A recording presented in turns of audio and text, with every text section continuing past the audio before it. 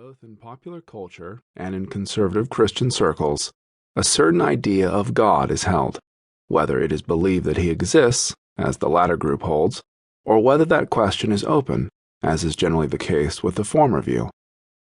The very idea of God seems to include that he is able to do all things and that he knows everything. In these respects, he is different from and superior to human beings, and this is, in fact, the point of having a God, that he is capable of doing and doing for us the things we cannot do. The very expression, the Almighty, is one indication of this widespread conception. Generally, the belief that God knows everything includes the dimension of knowing the future as well. Sometimes this conception appears in surprising places. In one episode of a long-running, popular prime-time television series, the doctor is asked whether his patient, a young Army lieutenant, will regain the use of his legs. The doctor replies, "Contrary to public opinion, we doctors are not God. We have to find out about the future in the same way as everyone else." That statement by Hawkeye Pierce reflects the general idea of what it would mean to be God.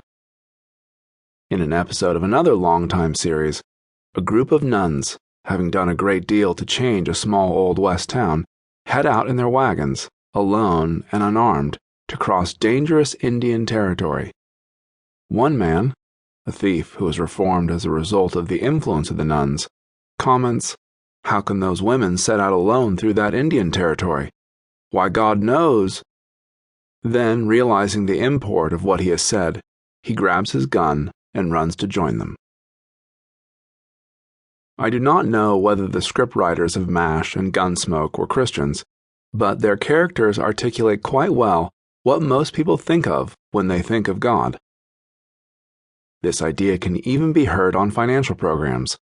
On Wall Street Week with Fortune, Jean Marie Evillard of First Eagle Funds responded to a question from Karen Gibbs on what might happen regarding a possible war with Iraq, the price of oil, and the effect on the stock market. "Nobody knows what is going to happen. Only God knows, and he ain't tellin'." Most Christians have assumed this idea of God's knowing the future. To be sure, there were liberal circles where this might not be the case, but in those instances usually other, more basic attributes of God, such as unlimited power or independence of existence, were also not present. Divine foreknowledge was thought of as including free future actions of humans and other free moral agents. This simply was not challenged in most cases. The question of how one's actions could be free, if they were sufficiently definite to be foreknown, was not ordinarily raised. While there has been occasional differences of opinion in the history of the Church, they were rare and seldom, if ever, originating from someone who was basically orthodox in conviction. Most of the discussion centered on the question of how God knows the future, and here a number of theories competed for preeminence. One of these was the idea of simple foreknowledge, that God simply sees, as it were, the future. Generally, this was allied with a view of God as atemporal, that is, as standing outside of time, so that he sees all points within time as if they were simultaneous with him. The events of history were likened to a parade, to someone watching the parade from a curb at ground level. The elements of the parade come past in succession. A person observing the parade from a high vantage point, however, is able to see the entire parade simultaneously. Thus, to an atemporal God, there is really no past, present, and future. All things simply are simultaneous.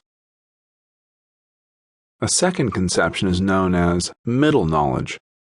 On this basis, God knows not only all that will be, but all the other possibilities in every possible world. Out of these possibilities, he chooses to bring into existence one possible world, a world in which each person will freely choose to do what God has chosen for that person to do.